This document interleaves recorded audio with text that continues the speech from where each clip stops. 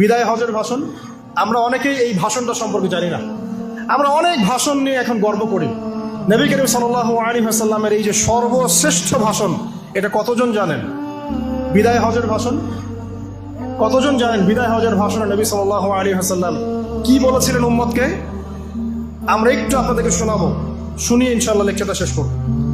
নবী করিম সাল্লাল্লাহু আলাইহি ওয়াসাল্লাম আজকের এই দিনে 31টা বিষয়ে উম্মতকে নির্দেশ দিয়েছেন। 31টা বিষয়, সবগুলো বলার সময় পাওয়া যাবে না, আমি কয়েকটা কথা বলছি। খুব ভালো হতো যদি আমি অ্যারাবিকটা বলার পরে বাংলাটা বলার সময় পেতাম। আমার হাতে 5 মিনিট সময় আছে এখন, কারণ অ্যারাবিকটার যে ভাব গাম্ভীর্যটা বাংলা আসলে আসবে না। তারপরে আমি চেষ্টা করছি। নবী করিম সাল্লাল্লাহু আলাইহি ওয়াসাল্লাম সবার সামনে দাঁড়িয়ে দীর্ঘ 23 বছর অক্লান্ত পরিশ্রম করে দাওয়াতি মিশন কমপ্লিট করার পরে সবাইকে সমবেত করে একটা হজ করলেন।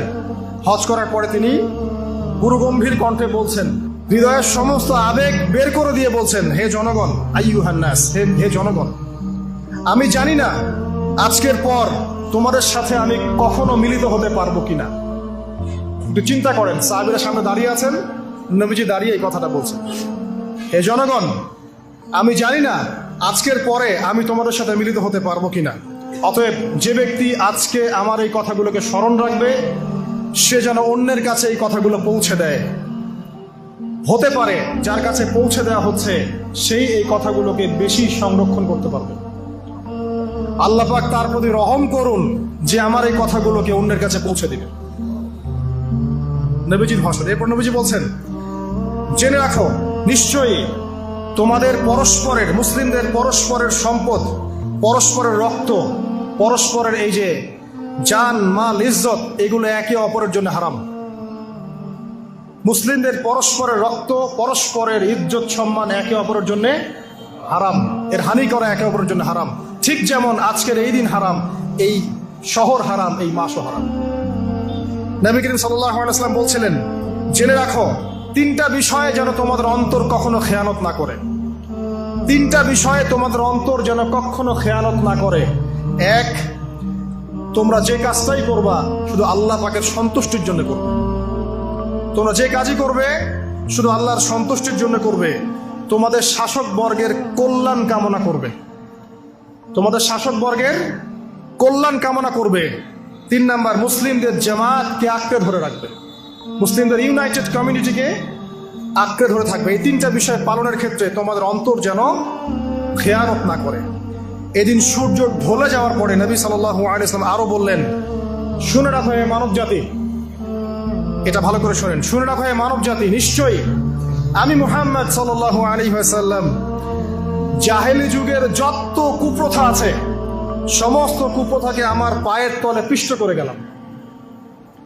জাহেলি যুগে কি ছিল ভাই? শিরিক ছিল, সুদ ছিল, মাদক ছিল, নারীর অবমাননা ছিল, কন্যা সন্তানকে দাফন করা হতো, রক্তক্ষয়ী, হানাহানি, মারামারি, কাটাকাটি ছিল। এগুলো সবকিছুকে আমি আমার পায়ের তলে দাফন করে গেলাম। এটা কি দাফন হয়েছে? তিনি বলছেন, নিশ্চয়ই আমি জাহেলি যুগের সুদকে আমার পায়ে তলে পিষ্ট করে যাচ্ছি। সর্বপ্রথম যার সুদ আমি পিষ্ট করছি তিনি হচ্ছেন আব্বাস ইবনে আব্দুল মুত্তালিব, আমার চাচার সুদ। নিজের পরিবার থেকে দৃষ্টান্ত স্থাপন করলেন। তিনি আরো বললেন, হে উপস্থিত জনগণ, তোমরা মেয়েদের ব্যাপারে সতর্ক থাকবে এবং তোমাদের স্ত্রীদের ব্যাপারে সতর্ক থাকবে, তাদের হকের ব্যাপারে সতর্ক থাকবে, কেননা তোমরা তাদেরকে আল্লাহর কালিমার মাধ্যমে হালাল করে নিয়েছো। অতএব তাদের ব্যাপারে তোমরা সতর্ক থাকবে। তোমাদের উপর তাদের হক হচ্ছে তোমরা যা খাবে, যা পরবে, তাদেরকেও তাই খাওয়াবে, তাই পরাবে। আর তাদের উপর তোমাদের হক হচ্ছে তারা তোমাদের বিছানায় এমন কাউকে আসতে দিবে না যাদেরকে তোমরা অপছন্দ করো। নবী করিম সাল্লাল্লাহু আলাইহি ওয়াসাল্লাম আরো বলছেন, এই দিন আইয়ুহান নাস, হে মানব জাতি, তারাকতু ফিকুম আমরাইন, জেনে রাখো আমি তোমাদের সামনে মাত্র 2টো বস্তু ছেড়ে গেলাম। কয়টা বস্তু? লান তাদিল্লু মা তামাসসাকতুম বিহিমা, তোমরা কোনোদিন পথভ্রষ্ট হবে না যতদিন এই 2টা বস্তুকে আঁকড়ে ধরে থাকবে।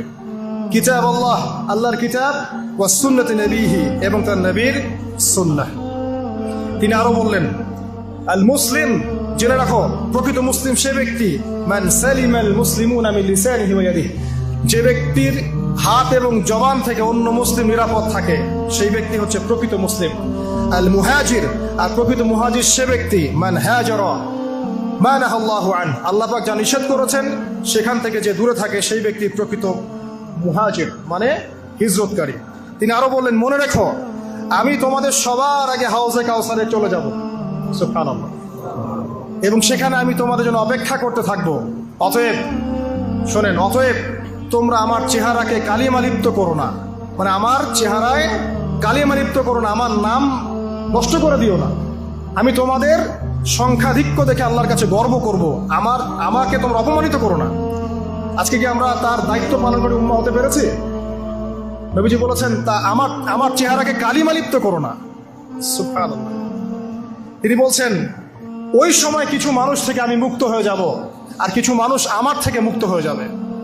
বলা হলো, কারা ইয়া রাসূলুল্লাহ? তিনি বলছেন, আল্লাহ পাককে আমি বলবো, ইন্নাহুম মিন্নি, হে আল্লাহ এরা আমার উম্মাহ, এরা আমার উম্মত, আমার সাহাবী। আল্লাহ পাক বলবেন, ইন্নাকা লা তাদরি মা আহদাথা বা'দাক, তুমি জানো না হে নবী, তোমার মৃত্যুর পর এই মানুষগুলো, পরবর্তী মানুষগুলো তোমার দিনের মধ্যে কত বেদাত সংযোজন করেছিল। তিনি আরো বলেছিলেন, হে জনগণ জেনে রাখো, প্রত্যেক পরিবারের জন্য প্রতি বছর একটা করে পশু জবাই করার বিধান, প্রত্যেক পরিবারের জন্য, সামর্থ্যবান পরিবারের জন্য প্রত্যেক বছর একটা করে পশু জবাই করার বিধান রয়েছে। তিনি আরো বললেন, মনে রাখো একজনের অপরাধের শাস্তি আর একজন কখনো পাবে না, আর বাবার দোষে ছেলে কখনো দুষ্ট হবে না, ছেলের দোষে বাবাও কখনো অপরাধী হবে না। তিনি আরো বললেন, জেনে রাখো এই মানব জাতি, নিশ্চয়ই শয়তান এই বিষয় থেকে নিরাশ হয়ে গেছে যে তোমরা শয়তানের ইবাদত করবে। শয়তান নিরাশ হয়ে গেছে, কিন্তু শয়তান নিরাশ হয়নি একটা বিষয় থেকে, যে তোমরা একে অপরে হানাহানি, কাটাকাটি, ফিতনা, ফাসাদে ব্যস্ত থাকবে, যেমনটা এখন আমরা করছি। আমরা কিন্তু সরাসরি কখনো শয়তানের ইবাদত করছি না, করছি, কিন্তু মুসলিমরা এখন পরস্পরে হানাহানি, কাটাকাটি, ফাসাদে লিপ্ত আছে। তিনি আরো বললেন যে একজন মুসলিমের জন্য হালাল নয় অন্য মুসলিমের সম্পদ আত্মসাৎ করা, যতক্ষণ না সে স্বেচ্ছায় খুশি মনে তোমাকে সম্পদ প্রদান করে। অতএব তোমরা একে অপরের প্রতি জুলুম করবে না। তিনি আরো বললেন, সাবধান, আমার ইন্তেকালের পরে তোমরা একে অপরের গর্দান উড়িয়ে কাফের হয়ে যেও না। সাবধান, আমার ইন্তেকালের পর তোমরা একে অপরের গর্দান উড়িয়ে কাফের হয়ে যেও না। তিনি আরো বলেছেন, একজন মুসলিম আরেকজন মুসলিমকে গালি দিতে পারে না। যদি একজন মুসলিম আরেকজন মুসলিমকে গালি দেয়, এটা হচ্ছে ফাসিকি, এবং একজন মুসলিম যদি আরেকজন মুসলিমের সাথে যুদ্ধ করে, এটা হবে এক প্রকার কুফরি। তিনি আরো বলেছেন, হে জনগণ জেনে রাখো, আমার পরে কোনো নবী নেই, আর আমার পরে তোমরা ব্যতীত আর কোনো উম্মত নেই। এর চেয়ে স্পষ্ট কথা হতে পারে? আমার পরে কোনো নবী নেই, আর আমার পরে তোমরা ছাড়া কোনো উম্মত নেই। তাহলে আমরা যখন নতুন নতুন নবী বানিয়ে নিচ্ছি, কোনো কোনো ক্ষেত্রে বলছি একজন ব্যক্তি ছিলেন, সে নিজে ঈসাও ছিল, সে মাহদিও ছিল, সে নবীও ছিল, নাউযুবিল্লাহ। এবং দিন দিন মানুষ এই খাতায় নাম লেখাচ্ছে, সুবহানাল্লাহ।